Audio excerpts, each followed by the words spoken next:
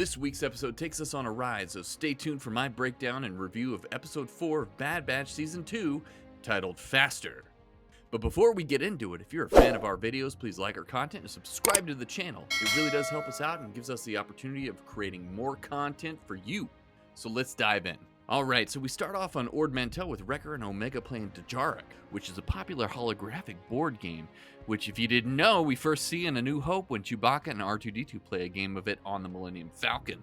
We learn Hunter and Echo are off on their own mission, hauling some Nerf nuggets. I wonder if they're working for some scruffy-looking Nerf herder. Sid tells Wrecker, Omega, and Tech that she's got a job for them, and we're off with the main plot of this episode. I gotta say, guys, I'm really enjoying how it seems each character is getting a spotlight in the show, and I expect each member of the Bad Batch will get their own episode this season. While last week's episode focused on Crosshair, this one definitely puts Tech center stage. So Sid takes our partial Bad Batch to the planet Safatoma. This is where the episode gets fun. We get to see riot racing, which to me feels like a more intense version of pod racing as the racers can shoot at each other, and we learn the crowds are not safe from the stray shots as well. We learn that Sid has a racer named Tayo, a droid played by none other than Ben Schwartz, whose voice you might recognize. He played Sonic in both movies, another character who likes to go fast. It was really interesting seeing a droid that was a little bit different than what we've seen before, and he almost came across as more human than Tech. So Sid meets up with an old business rival, Malegi, who is a Dewutin.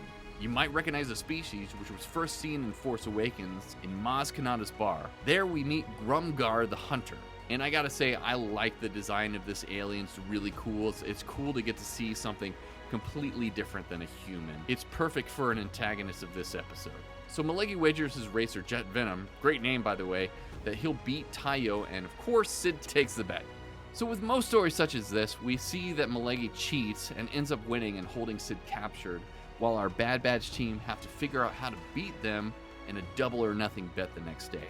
I love that Tech is intrigued by the course and works to figure it out, and we see in this episode a motif that is throughout Star Wars, that people often beat technology. We see it on full display here as Tayo constantly goads Tech that he couldn't possibly race better than a droid. And as luck would have it, Tayo gets run over, putting Tech in the driver's seat. So they set up in the early race that the racers would avoid the left tunnel because it was too dangerous. So I knew right away that this would be the key for victory for Tech. While it had a lot of predictable elements to it, I thoroughly enjoyed the race and found Tech had a solid strategy to dump his guns in order to maximize his speed and thwart his opponent's attacks. All around, it was a lot of fun, and I feel like George Lucas would have absolutely loved this, because he grew up loving hot rods and races too. So Tech wins the race and the gang gets Sid back, but Malegi warns our heroes that Sid might turn against them. And maybe she will, maybe she won't. Leave your comments below and let me know if you think Sid will eventually turn on the Bad Batch or not. I gotta say, guys, the best part about this episode is how it expands the character of Tech and shows his brilliance and importance in new ways during the race. It makes the character that much more likable, and I find it added so much to Tech himself. All around, this was a fun ancillary episode, but it didn't further the plot I want to see, and I want to see this story get out of the mission of a week routine for an overarching story that shows the beginnings of the rebellion and the Empire. Hopefully it will progress into that soon, but for my rating, I'm going to give this a 7 out of 10. It was fun and I very much enjoyed the ride. So that's it for my breakdown and review here, so thanks for joining me today on Fatherly Fandom, and if you've enjoyed this content, please like our video and subscribe to the channel, and as always, from our families to yours, have a good one, and may the Force be with you.